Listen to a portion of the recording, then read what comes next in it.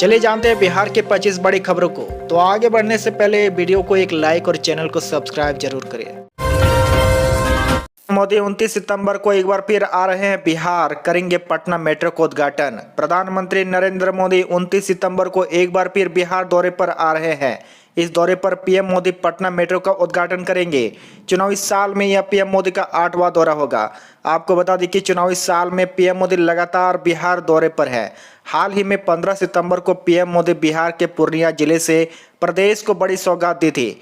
वहीं अब 29 सितंबर को पीएम मोदी एक बार फिर बिहार आ रहे हैं। पटना मेट्रो का संचालन फिलहाल 3 स्टेशनों के बीच शुरू किया जाएगा, जिसे बाद में धीरे धीरे विस्तार दिया जाएगा। पटना में कुल 5 मेट्रो स्टेशन तैयार है।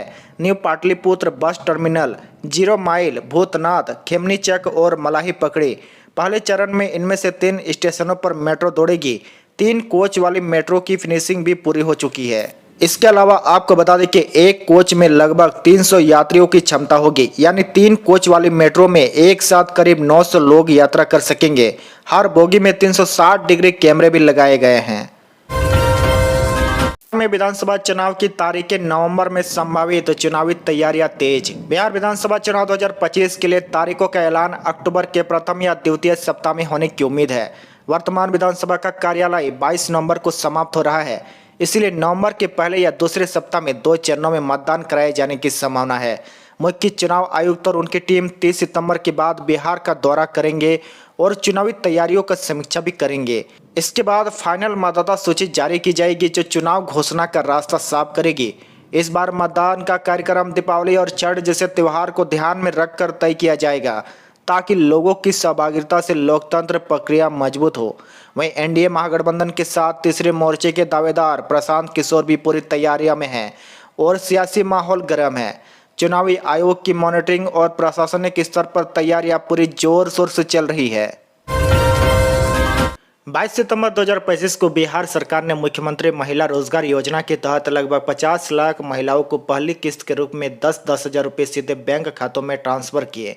कुल 5,000 करोड़ रुपए डीबीटी के माध्यम से भेजे गए। इस योजना का उद्देश्य महिलाओं को स्वरोजगार शुरू करने या मौजूदा छोटे व्यवसाय को बढ़ाने के लिए आर्थिक सहयोग देना है। शुरुआत में लाभ जीविका समूह से जुड़ी महिलाओं को दी गई, जबकि अन्य को भी चरणबद्ध तरीके से शामिल किया जाएगा। आगे चलकर चयनित महिलाओं को 2 लाख रुपए तक की आर्थिक सहायता मिलेगी। कार्यक्रम का आयोजन ग्राम से जिला स्तर तक उत्सव के रूप में हुआ, जिसकी निगरानी अधिकारियों ने की। सरकार का दावा है कि यह कदम महिलाओं की आर्थिक आत्मनिर्भरता, रोजगार सृजन और सामाजिक सशक्तिकरण की दिशा में बड़ी पहल है। इससे ग्रामीण स्तर पर महिला उद्यमिता को बढ़ावा मिलेगा और राज्य में महिला सशक्तिकरण की नई गति स्थापित होगी। बिहार में मौसम विभाग ने मूसलाधार बारिश का येलो अलर्ट जारी किया है। पटना, नालंदा, गया, भागलपुर, बेगूसराय, जमुई, खगड़िया और कई अन्य जिलों में गरज चमक के साथ तेज बारिश और 30 से 40 किलोमीटर प्रति घंटे की तेज हवाओं का खतरा बना हुआ है। विशेष रूप से अररिया, पूर्णिया, किशनगंज, कटिहार, भागलपुर, बांका, जमुई समेत कई जिलों में तेज और भारी बारिश की भी संभावना जताई गई है। मौसम विभाग ने आंधी, तूफान और ठनका गिरने की भी चेतावनी जारी की है। इसी दौरान सुरक्षा उपाय के लिए प्रशासक सतर्क है और अधिकारियों ने प्रभावित इलाकों में राहत कार्य तेज कर दिए हैं। पहले की भारी बारिश के बाढ़ की घटनाओं में हुए नुकसान और लोगों की मौतों को देखते हुए मुख्यमंत्री ने मृतक के परिजनों को मुआवजा प्रदान करने का निर्णय लिया है। साथ ही प्रभावित को राहत देने के लिए पुनर्वास कार्य करने और सुरक्षित रहने की सलाह दी गई है।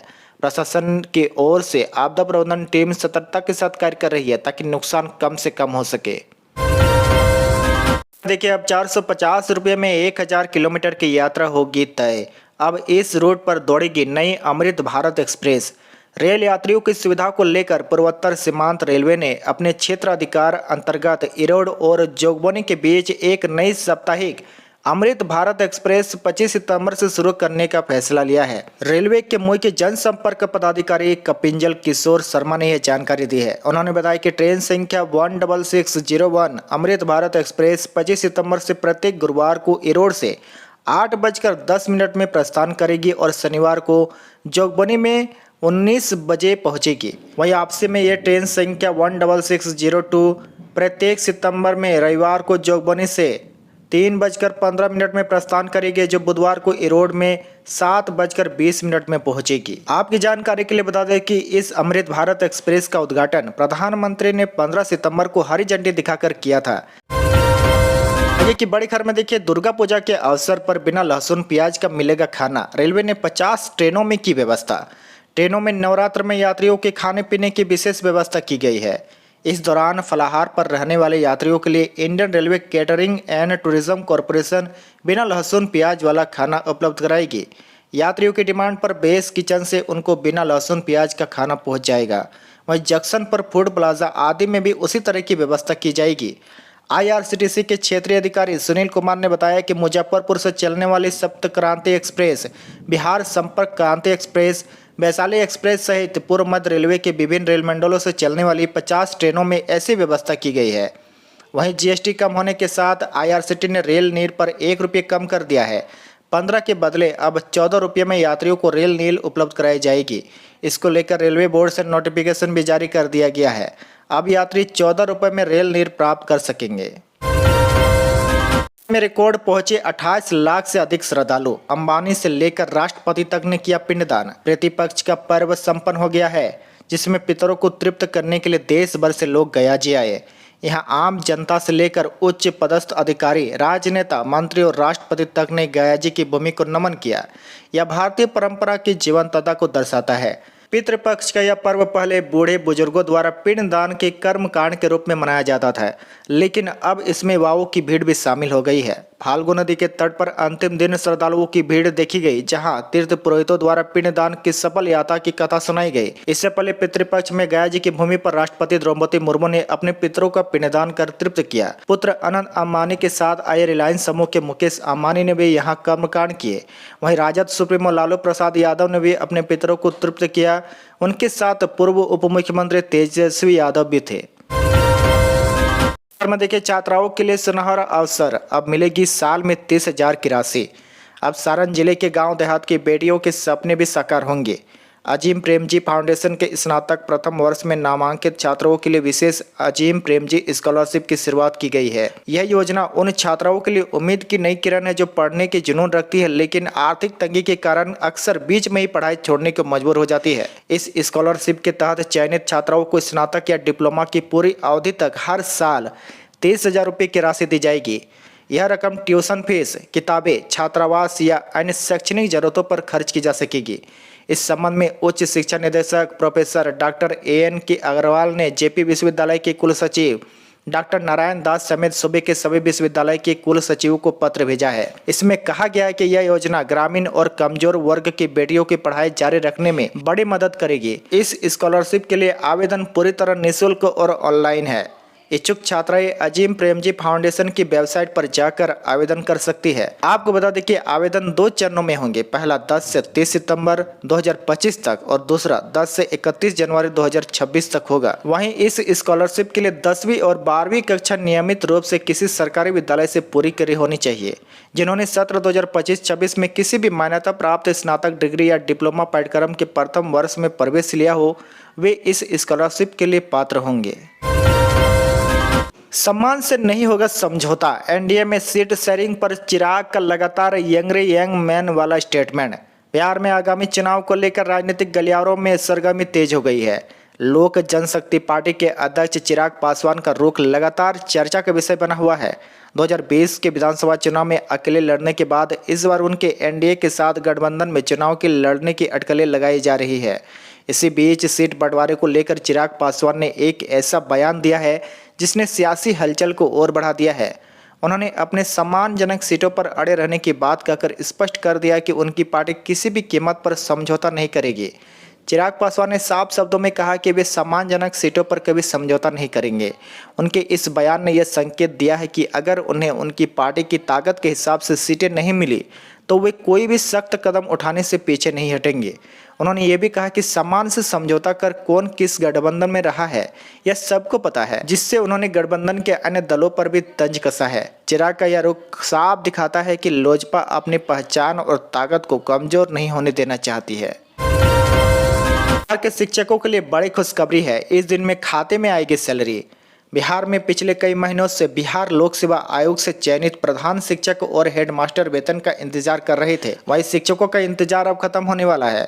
शिक्षा विभाग ने बताया है कि कब शिक्षकों को वेतन मिल जाएगा। इन्हीं शिक्षकों के लिए बड़ी खुशखबरी मानी जा रही है। दरअसल बीपीएससी से चयनित प्रधान शिक्षकों और प्रधान अध्यापकों को लगभग 2 महीनों से वेतन नहीं मिलने की शिकायतों पर शिक्षा विभाग ने सख्त रूप अपनाया है।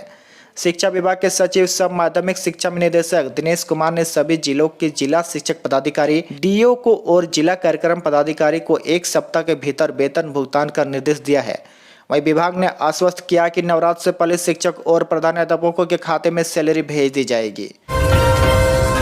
झारखंड के शिक्षा मंत्री सुनील कुमार ने किया एस्टेट परीक्षा का डेट अनाउंस। बिहार के शिक्षा मंत्री सुनील कुमार ने एस्टेट 2025 परीक्षा को लेकर बड़ी जानकारी दी है। दरअसल परीक्षा के लिए आवेदन की प्रक्रिया और डेट अनाउंस कर दिया गया है।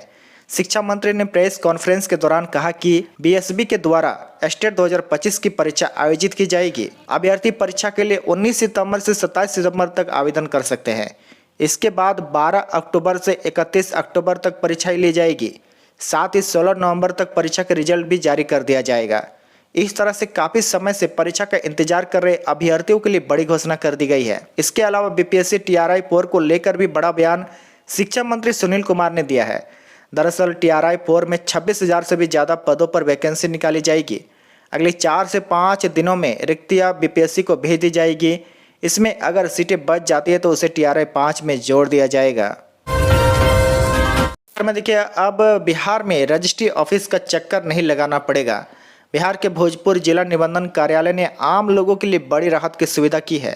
1990 से अब तक की जमीन रजिस्ट्री की डीड और सर्टिफाइड कॉपी अब महज 600 रुपया देकर उपभोक्ता अपने मोबाइल पर डाउनलोड कर सकेंगे। इस कदम से लोगों को समय और पैसे दोनों की बचत होगी और रजिस्ट्री कार्यालय के झंझट से भी मुक्ति मिलेगी। सुविधा भोजपुर जिला निबंधन कार्यालय ने बिहार सरकार के डिजिटल पहल के तहत यह सुविधा शुरू की है। सब रजिस्ट्रार तारकेश्वर पांडे ने बताया कि अब उपभोक्ताओं को डीड और सर्टिफाइड कॉपी जैसे अहम दस्तावेज पाने के लिए बार बार कार्यालय नहीं जाना होगा। यह सुविधा भोजपुर जिले के तीनों रजिस्ट्री कार्यालय आरा, जगदीशपुर और पीरो में उपलब्ध है। इस डिजिटल व्यवस्था की सबसे बड़ी खासियत यह है कि उपभोक्ता न केवल भोजपुर जिले में हुई जमीन के रजिस्ट्री की डीड ले सकेंगे, बल्कि बिहार के किसी भी जिले में निबंधित दस्तावेज की कॉपी भी मोबाइल पर पा सकेंगे। इसके लिए केवल संबंधित जिले का नाम चुनना होगा और निर्धारित शुल्क जमा करना होगा। पर्यटन नगरी से राजधानी तक का सफर होगा आसान। बिहार में अब रोजाना दौड़ेगी फास्ट मेमो। बिहार के ऐतिहासिक नगर राजगीर के रेल यात्रियों के लिए बड़ी खुशखबरी है। यात्रियों की सुविधा के लिए राजगीर से पटना तक चलने वाली स्पेशल फास्ट मेमो ट्रेन को अब नियमित सेवा का दर्जा मिल गया है। यह फैसला स्थानीय यात्रियों की लंबी समय से चल रही मांग को ध्यान में रखते हुए लिया गया है। इस कड़ी में पहले Rajgir Patna fast MEMU train संख्या 03201 के नाम से स्पेशल ट्रेन के रूप में संचालित होती थी। अब यह ट्रेन 63273, 63274 नंबर के साथ नियमित रूप से चलेगी। रेलवे प्रशासन ने यह परिवर्तन स्थानीय जनता की सुविधा को ध्यान में रखते हुए किया है, ताकि उन्हें सफर में आसानी हो सके। आपको बता दें कि इस नई व्यवस्था से स्थानीय यात्रियों को कई लाभ मिलेंगे।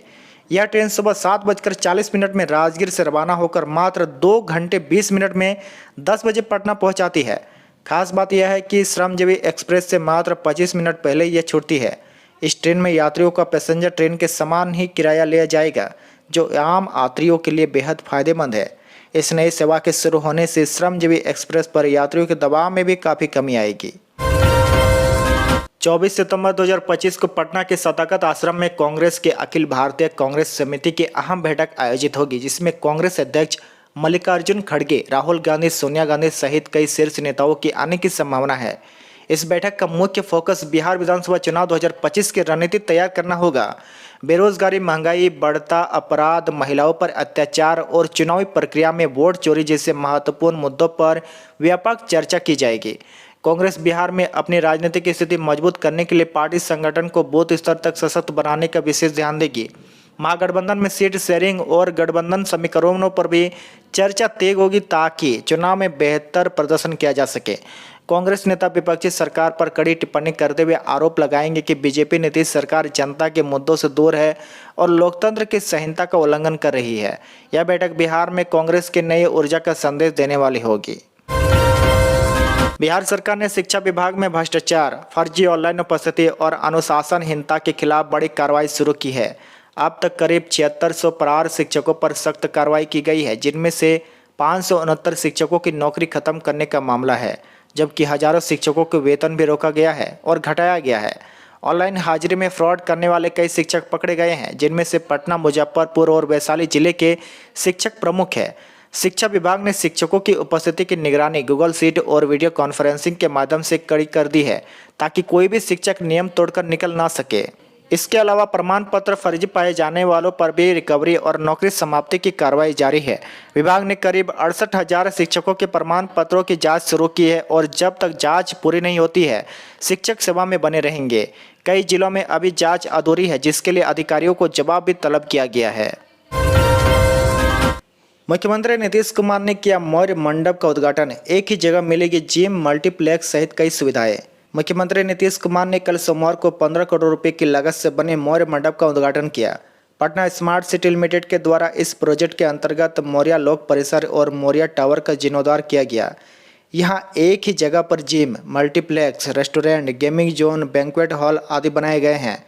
मौर्या टावर के 6ठे और 7वें फ्लोर पर 24,000 वर्ग फुट में कॉमर्शियल उपयोग के लिए आधुनिक कार्यालय का निर्माण किया गया है। वहीं परिसर की आंतरिक सड़कों और मैनहोल का भी मरम्मत किया गया है। पूरे परिसर में नई लाइटिंग, पेंटिंग और पौधारोपण के माध्यम से सौंदर्यीकरण किया गया है। चुनाव 2025 में एक्टिव होंगे पवन सिंह। रियलिटी शो छोड़ा, बोले जनता ही मेरा भगवान, चुनाव के वक्त रहूंगा उनके बीच। भोजपुरी सिनेमा के पावर स्टार पवन सिंह एक बार फिर सुर्खियों में है। वजह इस बार कोई नया गाना, फिल्म या विवाद नहीं, बल्कि राजनीति में है। हाल ही में उन्होंने बिजनेस टाइकून अग्निवीर ग्रोवर के reality show rise and fall को अलविदा कर दिया। इसकी वजह से भी साफ साफ यह दिखाई दे रही कि उन्होंने शो के दौरान कहा था कि मेरी जनता ही मेरे भगवान है और मेरा फर्ज है कि चुनाव के समय में उनके बीच रहूं। इस बयान ने साफ कर दिया कि पवन सिंह अब पूरी तरह से राजनीति में एक्टिव होने जा रहे हैं। उनका अगला बड़ा कदम बिहार विधानसभा चुनाव 2025 के लिए होगा।